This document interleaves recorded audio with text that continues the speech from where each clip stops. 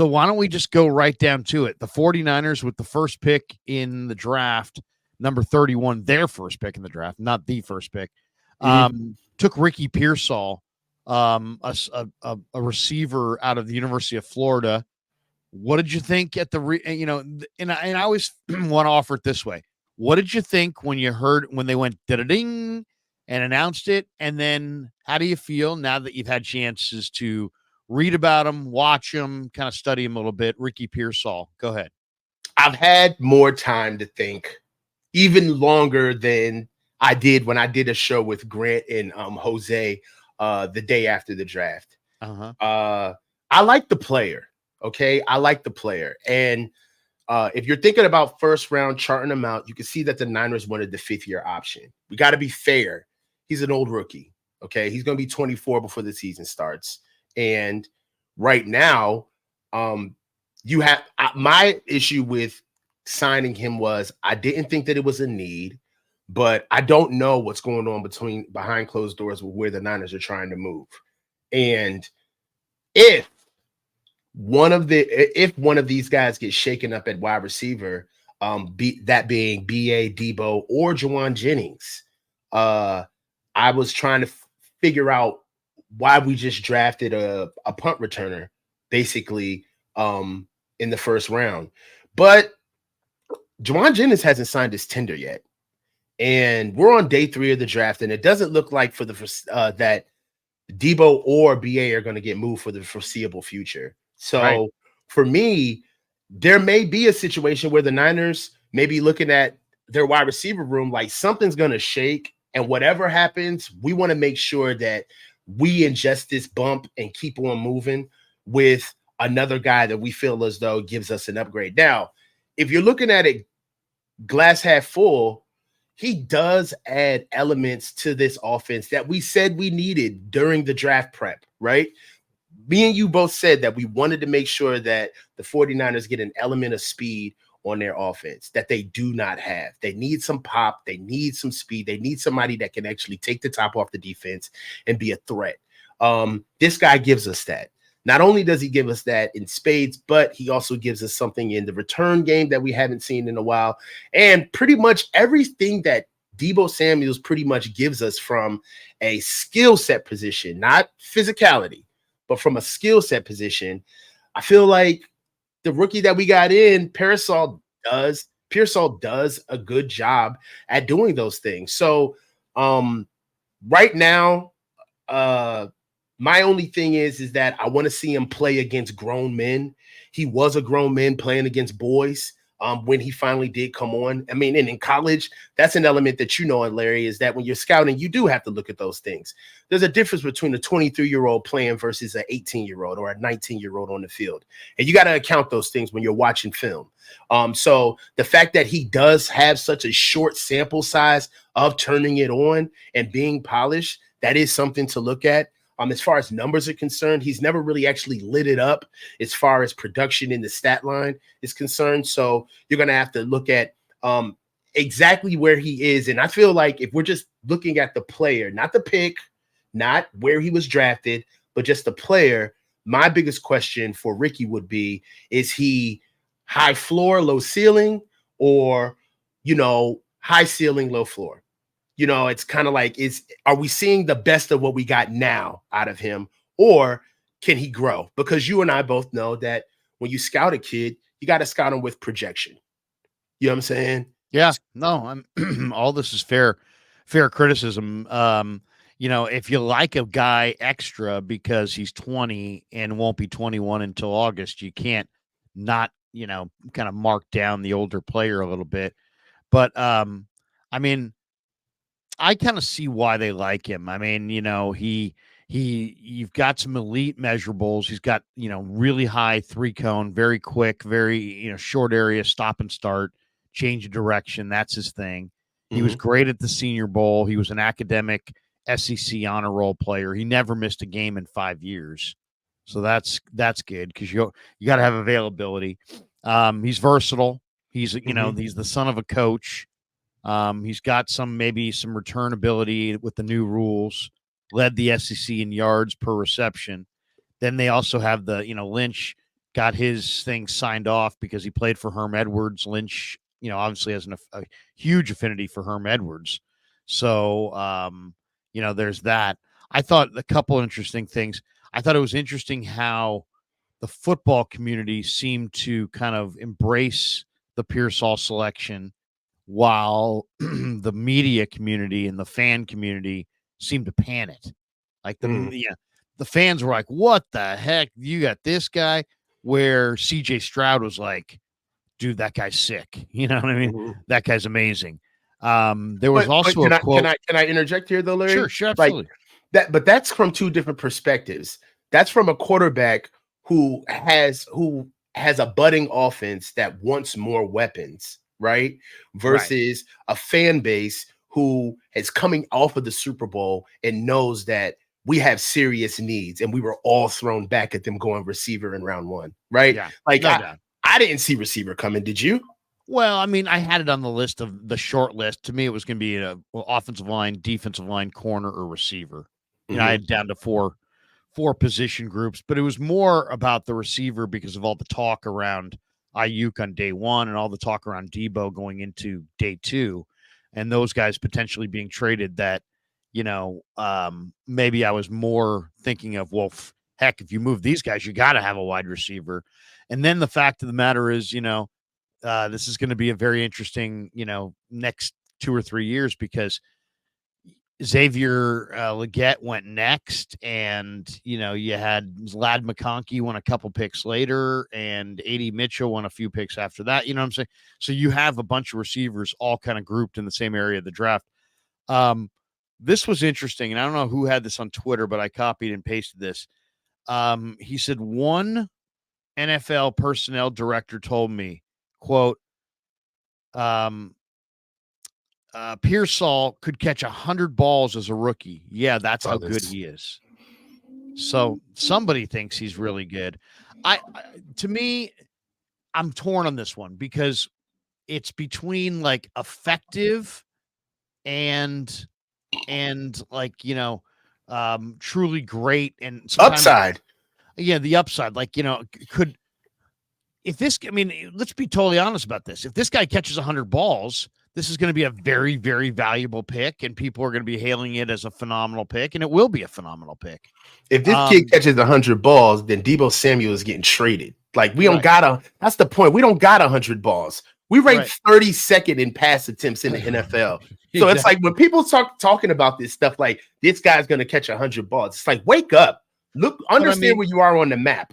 Like, nobody's getting 100 balls. It's a copycat league, right? So if last year you got a small quarterback late, guess what? This year, Stetson Bennett and all these other donkeys are going to get drafted late because Brock, was a small quarterback from a Power 5 that got drafted late. And suddenly the next year there was the overreaction to that. And there were a lot of guys. Well, what's the story this last year? It's Puka. The 5th round rookie that runs nothing but little stop routes and stuff within 10 yards of the line of scrimmage, but had a dominant year. And I just think Shanahan's looking at that, and they're looking at that, and they're dreaming the dream of, could this be our Cooper Kupp? Could this be our Puka Nacua? Could this be our chain mover, continuity piece, 3rd and 6, in-cutting routes, timed perfectly with Purdy, and it's borderline unstoppable. So, I mean, my question is, do you want to take a first-round pick on a guy who's kind of a complimentary receiver? Now, if he catches 100 balls, he's not a complimentary receiver. But as I see him, because of the durability factor or the lack of durability, and the fact that he's got amazing ball skills, but he doesn't have incredible college production, I kind of see him as a great fit for Brock Purdy because he operates in the middle of the field. So does Brock, but also a guy who will never, ever ascend to being your true number one wide receiver. And you did draft him in the first round. So that's kind of you know what I'm saying? It's weird to draft a complimentary wide receiver in the first round of the draft when you need your future right tackle, left tackle, right guard, or center, D tackle, corner. You know what it felt like? They have a lot of needs, and they went for Yeah, it felt like complementary Kyle got piece. his third round running back in the first round. That's what it felt like. It felt like a selfish pick that is going to be an auxiliary piece selected for the team at the wrong time. And we do this every year. We just never thought we'd see it in the first round. And the truth is that when you start looking at picks like this, it's almost kind of like we're still trying to service our core, not get better. It's like, oh, you should be happy with this, add it on to what we already have. And it's like, yeah, but we don't have necessarily a strong enough core to just start getting auxiliary pieces in the first round. What happens when Debo and Ayuk go and you've got these kind of, you got to lean on this. Exactly. You've got, instead of a pillar, because I kind of viewed Xavier Legette as kind of a pillar, kind of an pillar. AJ Brown. Yes. Yeah.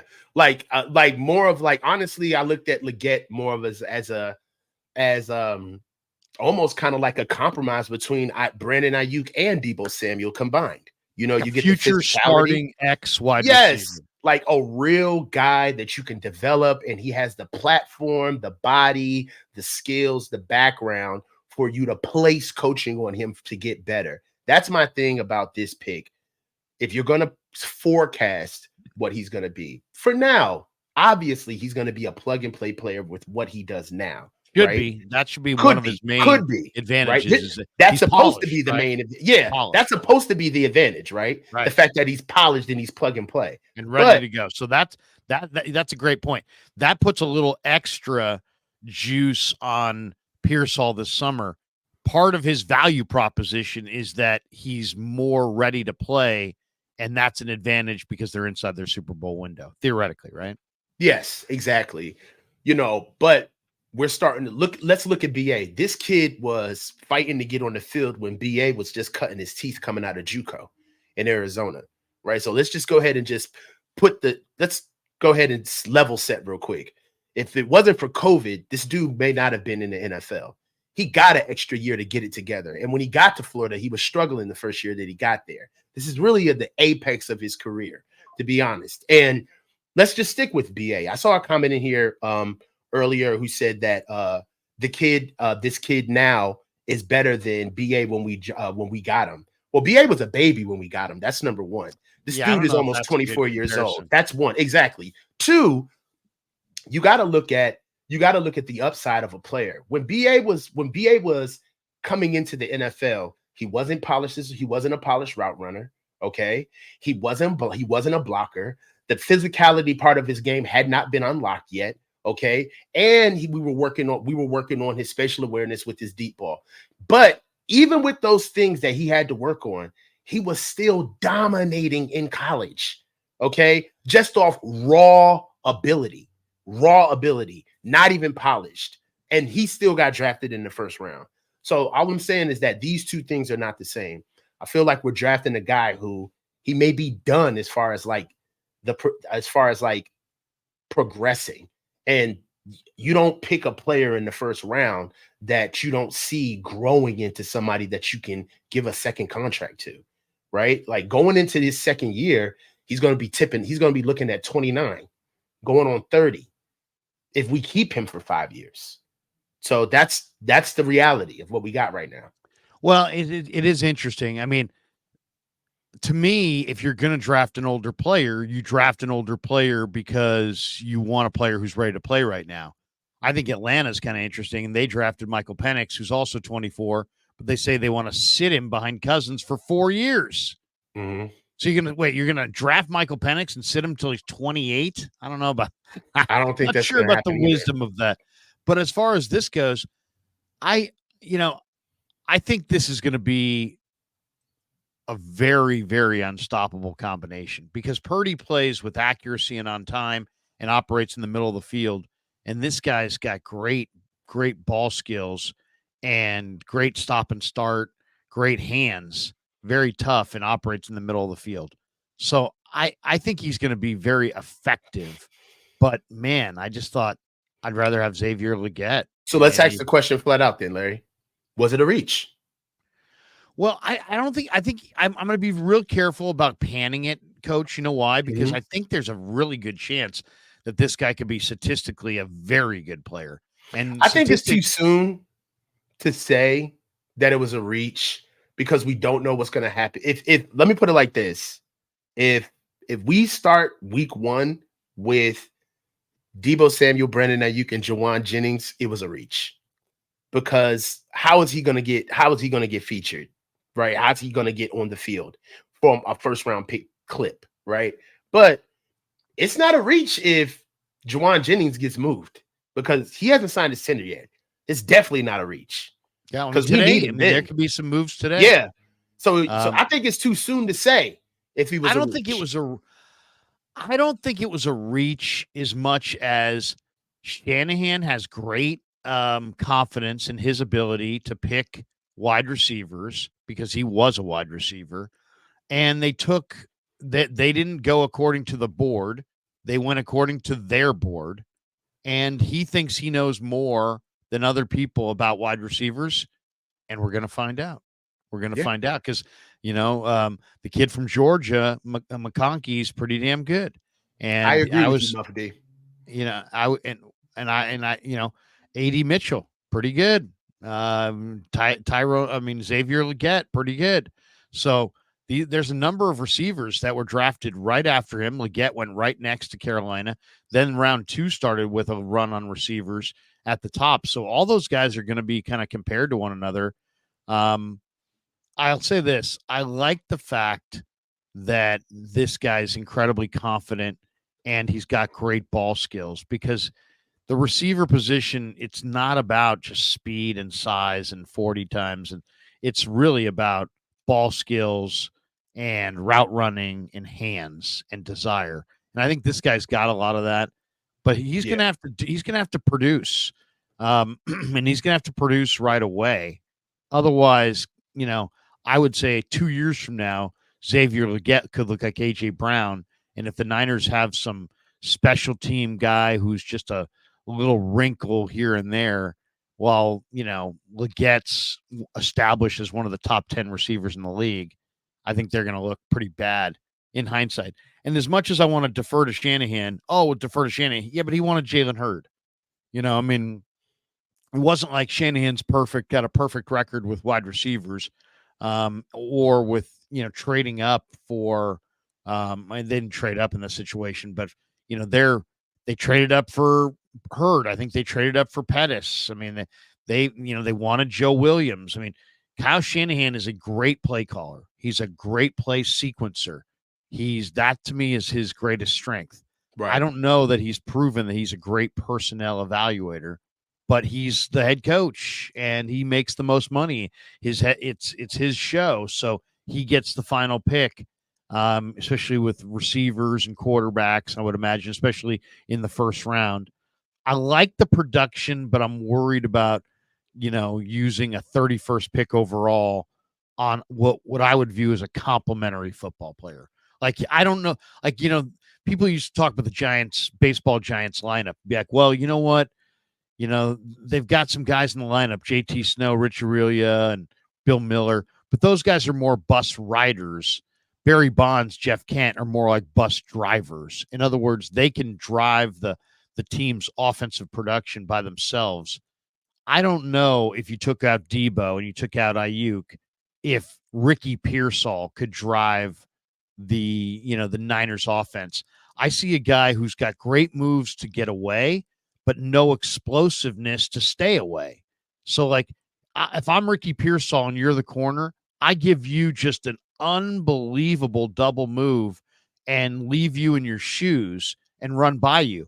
But then my foot speed is I can't only carry it. marginal, and you close that gap while the That's ball's in the air, and then all of a sudden you've got a smallish receiver who does have 42-inch vertical, but you got somewhat of a smallish receiver 30-inch arms.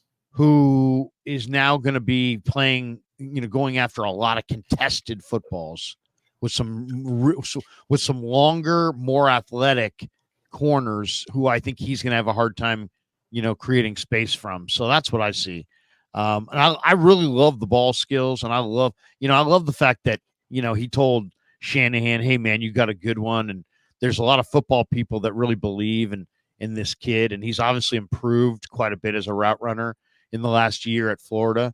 But now he's gonna beat a corner, and he's gonna beat him bad, and then that corner 3 steps later is going to close that cushion down again because he can't run away.